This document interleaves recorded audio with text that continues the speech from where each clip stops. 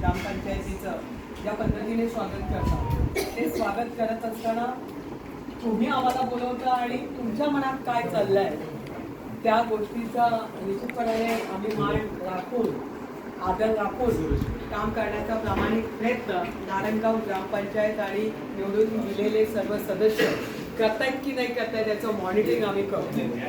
त्यांना काही अडचण येऊ नये ही काळजी आम्ही घेतो आई मुक्ताईच्या कृपेने. कारण आई मुक्ताईचा आशीर्वाद आहे. नारायणगाव हे सर्व व्यापारी जेवढे असतात कष्टकरी शेतकरी सगळ्या प्रकारची लोक या ठिकाणी राहतात आणि प्रत्येकाला वाटतं की आमचं संरक्षण ही ग्रामपंचायतीची जबाबदारी आहे. येणाऱ्या अडचणी सोडवणं ही ग्रामपंचायतीची जबाबदारी आहे.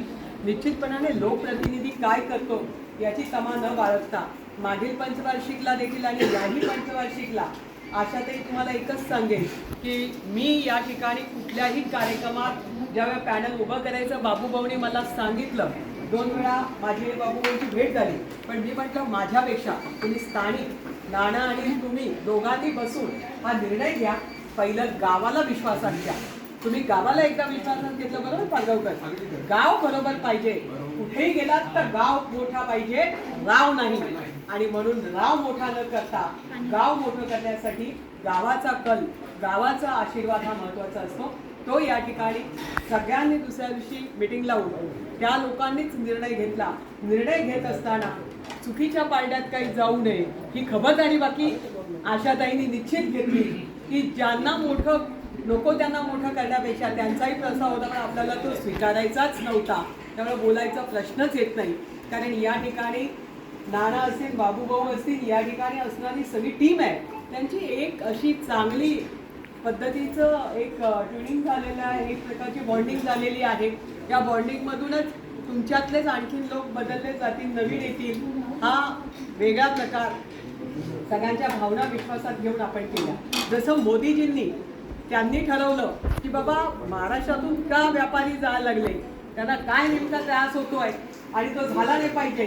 त्यामुळे त्यांनी जसं त्यांना प्रोटेक्ट केलं त्या पद्धतीने आम्ही एक प्रयत्न केला की आपण देखील काय बोलायचे. आम्ही फक्त तुम्हाला फोनवर कॉल केलं आणि आम्ही तुम्हाला सांगितलं की नाना आणि बाबूभाऊ यांच्याकडून चुकून राहिलं असेल काही किंवा आमचं काही खूप चुकत असेल तर कृपया दिवस कमी आहे. एकच दिवस आपल्या हातात आहे रिपेअर करायला. पण तुम्ही मला सांगा अधिकारवाणीनी सांगा. 566 फोन आपण केले. फक्त कुठेही पडद्यापुढे का आलो नाही तर गावाने गाव हाकावं गावाचं गाव पण राहावं. कोणाही नेत्याने तिथे पुढे येऊ नये. आणि ही आपली एक चुडे मला बाबूभाऊ तर एवढं पण म्हणाले की ताई कुठे तडजोड करावी लागली तर तेवढी मुभा आम्हाला द्या.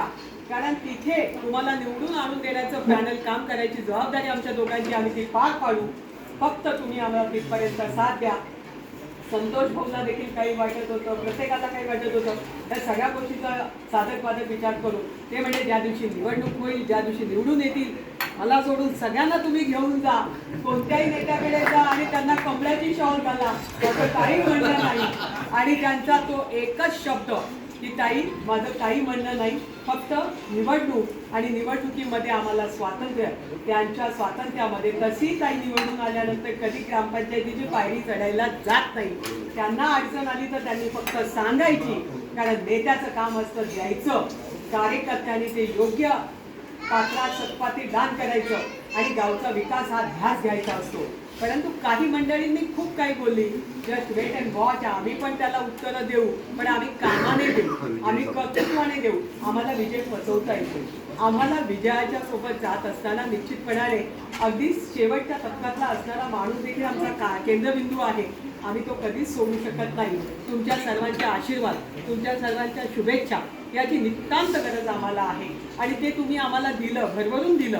कुठेही कमी नाही पडलो. जे एक जागा कमी पडली तिथे सांगितलं की मावळे भाऊ तू काही काळजी करू नको. कारण ही आपली परंपरा आहे. ज्या वेळेला हेमंत भाऊच्या सोबत मागच्या वेळी घडलं मी हेमंत भाऊला सांगितलं 2 महिन्यापूर्वी वाढदिवसाच्या दिवशी मी सांगितलं की नाही सांगितलं. बोलणाऱ्यांनी इतकी आश्वासनं दिली भैया तू तयारीला लाग कारण यांना बोलायला कमी आणि मदत करायला सांग. आज भाऊ तुला या सगळ्यांच्या सोबत पाहून जो आनंद माझ्यासारखीला होतोय तोच आनंद पुढच्या वेळेला आपण मावळेला सुद्धा ती संधी देणारच आहोत. पण सगळ्या दुधात साखर मिक्स होते आणि कळत देखील नाही. तसं प्रत्येकाने काम करावं अशीच माझी अपेक्षा आहे, हीच इच्छा आहे. आणि म्हणून आपण सर्वांनी या ठिकाणी बोलवलं, जो मान सन्मान केला आणि ज्या आमच्याकडनं तुमच्या अपेक्षा असतील, जी स्वप्न राहून गेली असतील, काही पुढे कमी पडलो असो, त्या भरून काढण्याचं काम निश्चितपणाने या सगळ्यांच्या सोबत आशाताई केल्याशिवाय स्वस्त बसणार नाही एवढंच सांगते. आणि ज्यांनी ज्यांनी आम्हाला ज्ञात अज्ञात मदत केली, ज्यांनी त्रास दिला त्यांचंही कौतुक, ज्यांनी आम्हाला मदत केली त्यांचं तर सर्वात जास्त कौतुक. आणि भविष्यात एकरूप करूया आणि या तालुक्याचा आगळा वेगळा झेंडा आटकेपा दिल्लीपर्यंत पोहोचूया एवढीच अपेक्षा व्यक्त करते.